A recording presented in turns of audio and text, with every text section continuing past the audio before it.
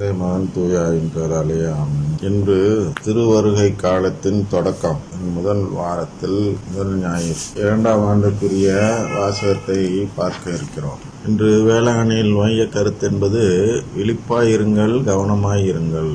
இன்று நேற்றைய இதுபடி இன்று நாம் விளக்க உரை தர தேவையில்லை என்பது போல் நேற்று நிறைவு செய்தோம். ஆனால் இன்று ஒரு தேவை ஏற்பட்டு, அது என்னவென்றால் வேளாங்கண்ணியில் புதிய பங்கு தந்தையாக வந்திருப்பவர் நமது அற்புதராஜ் ஃபாதர் அவர். ஆனால் அவரை குறித்து சில வார்த்தைகள் சொன்னால் நன்றாக இருக்கும் என்பதால் இன்றும் உரை தொடங்கப்படுகிறது. அவர் திண்டிவனத்திலிருந்து இடமாற்றம் பெற்று வேளாங்கண்ணியில் பங்கு தந்தையாக பொறுப்பேற்றதில் ஒரு சந்தோஷ செய்தியும் இருக்கிறது, ஒரு வருத்தப்படும் செய்தியும் இருக்கிறது. என்ன அது வருத்தப்படும் செய்தி? சந்தோஷம் என்றால் எல்லாருக்கும் தெரியும், வேளாங்கண்ணியில் பங்கு தந்தையாக வந்தால் சந்தோஷம் என்று. ஆனால் வருத்தப்படும் செய்தி என்ன என்றால், திண்டிவனத்தில் அவர் எந்த பொறுப்பில் இருந்தார் என்றால் ஆயர் பேரவையின் திட்டங்களை செயல்படுத்தும் பொறுப்பில் இருந்தார். அவ்வாறு செயல்படுத்திய பொழுது இந்த தமிழகம் முழுவதும் அவர்கள் பாதுகாத்துக் கொண்டார்கள். விதிமுறைகளை மீறும் குருக்களை தொலைபேசி மூலமாகவோ நேரிலோ அழைத்து அவர்களுக்கு அறிவுரை கூறியோ கண்டித்தோ திருத்தி வந்தார்கள். அதாவது அறிவுரையும் இல்லை, கண்டித்தலும் இல்லை. ஆயர் பேரவை இவ்வாறு சொல்கிறது என்று தெரியாமல் சில குருக்கள் ஆயர் பேரவையின் விதிமுறைகளை மீறி செயல்படும் பொழுது அவர்களை அழைத்து அவர்களுக்கு இது போன்ற ஒரு விதிமுறை இருக்கிறது, இனி நீங்கள் அதை கடைபிடித்து வழிபாடு செய்யுங்கள், திருவழிபாடு என்று சொல்கிறோம் அல்லவா, அதை கட்டுப்பாட்டுக்குள் வைத்துக் கொண்டிருந்தவர் நமது இன்றைய வேளாங்கண்ணி பங்கு தந்தை அருட்திரு அற்புதராஜ் ஃபாதர் அவர்கள். அந்த பணியை விட்டுவிட்டு இந்த பணிக்கு வரும்பொழுது இங்கே சிறிய வட்டமாக இருந்துவிட்டு அது பெரிய வட்டத்தில் பார்க்கிறார் என்ற மகிழ்ச்சியில் இவ்வளவு நாட்கள் இருந்தோம். இப்பொழுது அவர்கள் சிறிய வட்டத்திற்குள் வந்து விட்டார்களே என்று ஒரு பக்கம் வருத்தம் இருக்கிறது. இன்னொரு பக்கம் என்ன மகிழ்ச்சி இருக்கிறது என்றால், இந்த வேளாங்கண்ணி பங்கு என்பது வெறும் வேளாங்கண்ணி கிராமத்தை மட்டும் உள்ளடக்கியது அல்ல, அது இந்த உலகத்தையே உள்ளடக்கியது என்றும் நாம் பார்க்கிறோம். அதாவது இணையதளம் மூலமாகவும் தொலைக்காட்சிகள் மூலமாகவும் இந்த உலகத்திற்கே இந்த திருப்பலி கிடைக்கப்பெறும் நிலை உள்ளது. எனவே அதில் பங்கு தந்தையாக இருப்பது என்பது இன்னொரு விதத்தில் நமக்கு நல்ல செய்திதான். அதாவது இனியாவது இந்த குறைபாடுகள் நாம் இதுவரை திருத்தலத்தின் குறைபாடுகளாக வேளாங்கண்ணியில் பார்த்து கொண்டு வந்தோம் அல்லவா, அது இனி இருக்காது என்று நம்பலாம். ஏனென்றால் இவர்கள் தான் அந்த அதிகாரத்தில் இருந்து அந்த விதிமுறைகள் என்னென்ன என்று எல்லாம் தெளிவாக தெரிந்து அதை செயல்படுத்தியவர்கள். இந்த புதிய ஜெபம், திருத்தப்பட்ட புதிய ஜெபத்தை குறித்து குறையெல்லாம் சொன்னோம் அல்லவா, அதில் ஏதேனும் மன வருத்தப்பட்டிருக்க வேண்டும் என்றால் இந்த அருட்தந்தை அவர்கள் தான் மன வருத்தப்பட்டிருக்க வேண்டும். அதாவது தமிழுக்கு கொடுக்கக்கூடிய முக்கியத்துவத்தை அவர்கள் நம்பிக்கைகள் கொடுக்கவில்லை என்றெல்லாம் சொல்லியிருந்தோம். அது குறித்த விஷயங்கள் எல்லாம் இதுவரை இந்த அருட்தந்தையை தான் பாதித்து வந்தது. அடுத்து வர இருப்பவர் வளமை நற்செய்தி. இவர் நிச்சயமாக வளமை நற்செய்தியை சேர்ந்தவர் அல்ல என்பதை நாம் அறிந்திருக்கிறோம். ஏனென்றால் இதே பங்கு தந்தை முதலில் கத்தீட்ரல்ல உதவி பங்கு தந்தையாக இருந்தார்கள். அந்த உதவி பங்கு தந்தையாக இருந்த போதும் தெரியும். அதன் பிறகு மேல் படிப்பு படிப்பதற்காக என்ன செய்தார் என்றால், வேளாங்கண்ணியில் தியான இல்லம் இருக்கிறது அல்லவா, அதில் அவருக்கு ஒரு ரூம் ஒதுக்கப்பட்டு அங்கே படிப்பதற்காக ஆயர் அவர்கள் அனுப்பியிருந்தார்கள் சில காலம். அப்பொழுதுதான் நான் அங்கே மேரியாலஜி ஆரோக்கிய நிக்கேட்டன் என்ற மரியல் கல்லூரியில் அந்த மரியல் படித்திருந்த பொழுது அதே கட்டடத்தில் அவருக்கு அருகில் ஒரு அறை கொடுக்கப்பட்டு அங்கே தங்கியிருந்தேன். அதனால் தந்தை அவர்களை அப்பொழுதும் நன்றாக தெரியும். அவர்கள் இந்த வளமை நற்செய்தியை நம்பாதவர். பாருங்கள், அப்பொழுது அங்கே பங்கு தந்தையாக இருந்தவர் இவர் நம்முடைய அருள் இருதயம் ஃபாதர் அவர். அப்பொழுது சிறிய தந்தையாக இருந்தார். இப்பொழுது அவரே அந்த பங்கு தந்தையாக, அந்த வேளாங்கண்ணிக்கு பங்கு தந்தையாக வந்திருக்கிறார் என்று நினைக்கும் பொழுது மிக சந்தோஷமாக இருக்கிறது. இருந்தாலும் அடுத்து 6 ஆண்டுகளாக குறைந்தது அவர்களுக்கு அங்கே கிடைக்கும் என்று நம்புகிறோம். இந்த 6 ஆண்டுகளில் நாம் ஏதேனும் விமர்சனமோ குறையோ ஒரு இது சொல்லும் பொழுது அவருடைய வழிபாட்டு முறைகள் குறித்து ஏதேனும் குறை சொன்னால் அவருக்கு சில மனக்கசப்புகள் வரலாம். இருந்தாலும் அவர் வேண்டியவர் என்பதால் நாம் குறையை சுட்டிக்காட்டாமல் இருக்க முடியாது என்பதுதான் உண்மை. எனவே ஃபாதர் அவர்கள் வந்ததில் மகிழ்ச்சி. என்ன மகிழ்ச்சி என்றால், மற்றவர்கள் யாரும் அடையாத அளவுக்கு மகிழ்ச்சியை நாம் அடைய வேண்டும். ஏனென்றால் ஓரளவு நமக்கு ஏற்ற பங்கு தந்தையாக வந்தது. இவர்கள் தான் திருவழிபாட்டை கவனித்துக் கொண்டிருந்தவர். எனவே இந்த திருவழிபாட்டு முறைகளில் தவறு நடக்காது என்று நாம் எதிர்பார்க்கலாம். தவறு நடக்காத விதத்தில் அந்த பங்கை நடத்தி செல்வார்கள் என்று எதிர்பார்க்கலாம். அது மட்டுமல்ல, இந்த பங்கு தந்தை அதிபர் என்று 2 பதவியாக அருளிருதயம் ஃபாதர் இருந்த பொழுது அதுக்கு முன்பெல்லாம் 2 ஒரே நபர் தான் வைத்திருப்பார்கள். அதிபராகவும் இருப்பார்கள், பங்கு தந்தையாகவும் இருப்பார்கள். அதனால் சில முறைகேடுகள் நடந்தன என்பது வெளிப்பட்ட பொழுது இந்த பதவி இருவருக்கு பிரித்து தரப்பட வேண்டும் என்ற கோரிக்கை வைத்ததே நாம் தான். இவங்கள்ட்ட ஆயரிடம் இல்லை, அங்கிருந்து வந்த அந்த கர்தினால்களிடம் இந்த கோரிக்கை வைத்தோம். இது பிரிக்கப்பட்டால்தான் அங்கே என்ன நடக்கும் என்றால், முறைகேடு நடக்காமல் அதிபர் பார்த்துக் கொள்வார், பங்கு தந்தை அதிபருக்கு பயந்து முறையாக செயல்படுவார் என்று ஒரு சஜஷன் வைத்தோம் கர்தினால்மார்கள். அந்த சஜஷன் அடிப்படையில் பிரிக்கப்பட்டது என்னவோ உண்மைதான். ஆனால் பிரித்தாலும் இப்பொழுது ஏக அதிகாரமும் அதிபரிடமே இருக்கிறது. எனவே அதில் ஒன்றும் மாற்றம் இருப்பது போன்ற ஒரு நிலை இல்லை. அது போன்று இருக்கக்கூடாது. சும்மா நானா சொல்றேன், அதுக்கப்புறம் ஆயருடைய விருப்பம். இருந்தாலும் நாம் எதிர்பார்ப்பது என்ன என்றால், வேளாங்கண்ணி அதிபர் என்பவர் அந்த மறைவட்டத்திற்கு அதிபராக இருக்கு. அவர் கீழ் பல பங்குகள் இருக்கின்றன. அந்த பங்குகள் இருக்கக்கூடிய ஒவ்வொரு பங்கு தந்தையும் அவரவர்கள் பங்கில் எப்படி சுதந்திரமாக செயல்படுகிறார்களோ அது போன்ற முழு சுதந்திரம் வேளாங்கண்ணி பங்கு தந்தைக்கும் கொடுக்கப்பட வேண்டும். ஆனால் இப்பொழுது அப்படி கொடுக்கப்படுவதில்லை.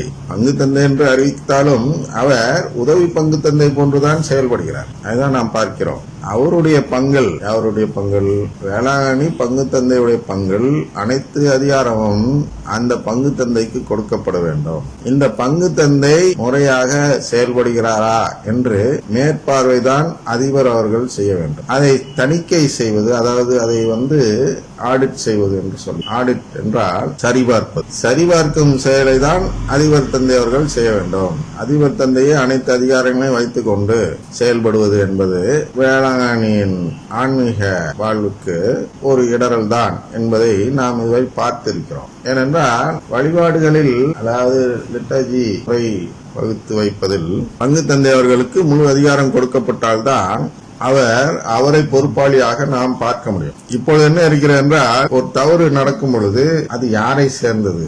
பங்கு தந்தையின் கவனக்குறைவா அல்லது அதிபர் தந்தையின் கவனக்குறைவா என்று நம்மால் கண்டறிய முடியவில்லை. எனவே இந்த நேரத்தில் அடுத்த 6 ஆண்டுகளாவது பங்கு தந்தையாக இருக்கக்கூடிய நம் அற்புதராஜ் ஃபாதர் அவர்களுக்கு அவருக்குரிய அனைத்து அதிகாரத்தையும் அதிபர் தந்தை அவர்கள் கொடுப்பார் என்றால் அந்த பணி சிறப்பாக இருக்கும் என்பது நம்முடைய ஒரு தாழ்வான ஒரு பார்வை. நம்ம இதுக்குள் போவோம். இப்பொழுது இன்று நாம் ஏற்கனவே உறவுண்டு எல்லாம் பார்த்து விட்டதால் மிக விளக்க உரையோடு சொல்ல வேண்டிய அவசியம் இல்லை. இருந்தாலும் இன்றைய வசனங்களில் எதெல்லாம் வருகிறது என்றால், முதல் வாசகத்தில் இறைவாக்கினர் ஏசாயா நூலிலிருந்து 63வது அதிகாரம் எடுக்கப்பட்டிருக்கிறது. நீர் வானங்களை பிளந்து இறங்கி வர மாட்டீரா என்று திருவருகை காலமாக இருப்பதால் கடவுளை நாம் எதிர்பார்ப்பது இப்படி எதிர்பார்க்கிறோம் என்பது போல், ஏசாவை போல் எதிர்பார்க்கிறோம் என்பது போல் இந்த வசனம் கொடுக்கும். 2வது வாசகம் என்பது, அதன் மைய கருத்து என்பது, நம் ஆண்டவராய் இயேசு கிறிஸ்து வெளிப்பட வேண்டும் என காத்திருக்கிறோம். திருத்தூதர் பவுல் கொரிந்தியருக்கு எழுதிய முதல் திருமுகம் முதல் அதிகாரம் 3 முதல் 9 வரை உள்ள வசனங்கள் கொடுக்கப்பட்டிருக்கின்றன. அடுத்து நற்செய்தி வாசகத்தில் மார்க் எழுதிய நற்செய்தி 13வது அதிகாரத்தில் 33 முதல் 37 வரை உள்ள வசனங்கள், விழிப்பாயிருங்கள், வீட்டு தலைவர் எப்போது வருவார் என உங்களுக்கு தெரியாது. இந்த தலைப்பை நாம் ஏற்கனவே பார்த்திருக்கிறோம், ஏற்கனவே விளக்கம் தந்திருக்கிறோம். இருந்தாலும் இன்று அதை சுருக்கமாக, இனிமேல் எல்லாம் மணிக்கணக்கில் இருக்காது என்று நம்புகிறேன். ஏனென்றால் உங்களுக்கு ஏற்கனவே ஒரு ரவுண்டு நல்லா புரிய வைத்து விட்டோம். அதையெல்லாம் பார்த்தவர்களுக்கு இது சுருக்கமாக பார்த்தாலே போதும். சில கருத்துக்களை மட்டும் அங்கே சுட்டி காட்டினால் போதும் என்பதால் இனி வரும் நாட்களிலாவது 5 நிமிடம் அல்லது 10 நிமிடத்திற்குள் அந்த விளக்க உரையை தர முயற்சிக்கிறோம். விழிப்பாயிருங்கள், கவனமாயிருங்கள் என்று இந்த தலைப்பு. இது கவனமாய் இருப்பதும் விழிப்பாய் இருப்பதும் எப்படி என்று ஏற்கனவே விளக்கியிருந்தோம். ஒரு 4 விதமான நிலைகள் விளக்கியிருந்தோம். எப்படி என்றால், ஒருவர் உண்மையிலேயே தொடக்கம் முதல் கடைசி வரை விழித்திருக்கிறார். காவலில் இருக்கும் பொழுது, வீட்டு காவலில் இருக்கும் பொழுது ஒருவர் உண்மையிலேயே தொடக்கம் முதல் கடைசி வரை விழித்திருக்கிறார். இன்னொருவர் தூங்கிக் கொண்டிருக்கிறார். கரெக்டா அந்த எஜமான் வர நேரத்துல விழித்திருக்கிறார். இன்னொருவர் விழித்து கொண்டே இருக்கிறார். கரெக்டா அந்த எஜமான் வர நேரத்துல தூங்குகிறார். இன்னொருவர் முழுதாகவே ஆரம்பத்திலிருந்து எஜமான் வரும் வரை தூங்குகிறார். இது போன்று 4 விதமான மக்களை பார்த்தோம் ஏற்கனவே இந்த இடம் வரும் பொழுது. அதாவது இதற்கு முன்பு பார்த்தது லூக்காவில் என்பதால், லூக்காவில் இதே வசனம் ஒத்தமை ஒரு நற்செய்தி என்பதால் இதே பகுதி ஒவ்வொரு 3 நற்செய்தியும் ஒவ்வொரு இடத்தில் வரும். எனவே இது அங்கே வந்தபொழுது அதை பார்த்து விட்டோம். இந்த 4 நிலையில் மனிதர்கள் இருக்கிறார்கள். விழித்திருக்கும் நிலை, ஒருவன் உண்மையிலேயே தொடக்கம் முதல் கடைசி வரை விழித்திருக்கிறான். இன்னொருவன் உண்மையிலேயே தொடக்கம் முதல் கடைசி வரை உறங்குகிறான். இன்னொருவன் கரெக்டா அந்த எஜமான் வர நேரத்துல உறங்குகிறான். இன்னொருவன் கரெக்டா எஜமான் வர நேரத்தில்.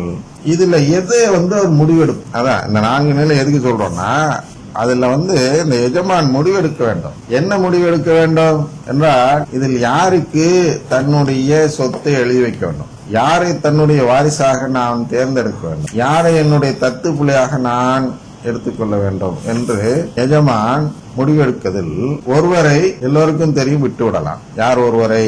இந்த முழுசா தொடக்கத்திலிருந்து கடைசி வரையும் தூங்குறவன அவர் ரூல் அவுட் பண்ணிடலாம், இவங்க கிடையாது அப்படின்னு முடிவு பண்ணி வெளில தள்ளிடலாம். மற்ற 3 நபர்கள் இருக்கிறார்கள். இந்த 3 நபர்கள் அதுல ஃபர்ஸ்ட் யார் தேர்ந்தெடுக்கப்படுவார் என்றால், தொடக்கம் முதல் கடைசி வரையில் விழித்துக் கொண்டே இருந்து எஜமான் வரும்பொழுதும் விழித்துக் கொண்டிருப்பதை பார்த்ததும் அவனை தேர்ந்தெடுத்து விடலாம். மிச்சம் இருக்கிற 2 நபர்ல பிரச்சனை. என்ன பிரச்சனை வருது என்றால், இவ்வளவு நேரம் மெனக்கெட்டு முழிச்சிட்டு இருந்தா கரெக்டா நான் வேற நேரம் பாட்டு தூங்கிட்டானே என்று அந்த எஜமான் இறக்கப்படுவதா? இன்னொருத்த இவ்வளவு நேரம் இவன் தூங்கிட்டு இருந்தா கரெக்டா நான் வேற நேரத்துல முழிச்சிருக்கிறான், அப்ப இவனை என்ன பண்றது? சட்டத்தின்படி முழித்து இருக்கவனுக்கு கொடுக்கணும். அப்ப இவன் இவ்வளவு நேரம் தூங்கி இருந்தாலும் நான் சோதிக்கும் நேரத்தில் அவன் விழிப்பாய் இருந்திருக்கிறான். அது ஒரு நிலை. இவனுக்கு என்ன செய்யறது? இவனுக்கு கொடுக்கறதா கொடுக்க வேண்டாம். இவ்வளவு நேரம் இவன் முழிச்சிட்டு இருந்தான், இன்னொருத்த கரெக்டா நான் வரப்ப தூங்கிட்டான், அப்ப சட்டப்படி கொடுக்க முடியாது. மௌலி ஒரு படத்துல இந்த சட்டப்படிங்கிறதுக்கு ஒரு விளக்கம் தருகிறேன். அந்த மாதவன் ஆஸ்திரேலியாவில குடியுரிமை கேட்டு போகும் பொழுது ஒரு இன்டர்வியூ நடக்கும்.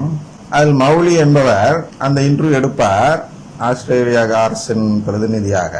அப்பொழுது ஒரு ரெக்கார்ட் பிளேயர் வச்சு ரெக்கார்ட் பண்ணிட்டு அந்த இன்டர்வியூ எடுப்பார். அந்த இன்டர்வியூல எல்லாமே சக்சஸ்ஃபுல்லா மாதவன் எல்லாம் முடிச்சுட்டு வெரி குட், எல்லாம் செஞ்சது கரெக்ட் அப்படின்னு சொல்லிட்டு கை கொடுத்துட்ட பிறகு ரெக்கார்ட் பிளேயரை அமுக்க மறந்து விடுவார். அதாவது ஆஃப் செய்ய மறந்து விட்டு மேற்கொண்டு பேசுவார். இவ்வளவு நல்ல ஜோடி பொருத்தமா இருக்கிறீங்களேன்னு பாராட்டும் பொழுது அப்ப மாதவன் சொல்வாரு, என்ன சொல்வாருன்னா, ஆமா எவ்வளவு பெரிய நல்ல பெண் இவள் என்றால், எனக்கு இந்த இதை வாங்கி தருவதற்காக அவருடைய கணவரை விட்டு என்னை அவருடைய கணவர் என்று சொல்கிறார் என்றால் அவருக்கு எவ்வளவு பெரிய மனசு இருக்க வேண்டும் அப்படின்னு அந்த மௌலிகிட்டே சொல்றாரு. அதாவது நாங்க சேர்ந்து உங்களை ஏமாத்துறதுக்கு அந்த பெண் உதவியதால் அவருக்கு எவ்வளவு பெரிய மனசு இருக்க வேண்டும் என்று சொல்லும் பொழுது உடனே மௌலி அந்த ரெக்கார்டரை பார்ப்பார், ஓடிக்கொண்டு. அப்பதான் சொல்வார், எல்லாம் கரெக்டா செஞ்சீங்க, இந்த கடைசியில இதை உளராம இருந்திருந்தா நான் உங்களுக்கு கொடுத்திருப்பேன், உளர்னது ரெக்கார்ட் ஆயிடுச்சு, நாங்களும் ஒன்னும் செய்ய முடியாதுப்பான்னு நினைச்சு போயிடுவார். அது போன்ற ஒரு சூழ்நிலை. என்ன என்றால், கண்ணுக்கு தெரியுது இவன் தகுதியுடையவன் என்று, ஆனால் இவன் ஏதோ ஒரு சின்ன தவறு செய்து விட்டதால்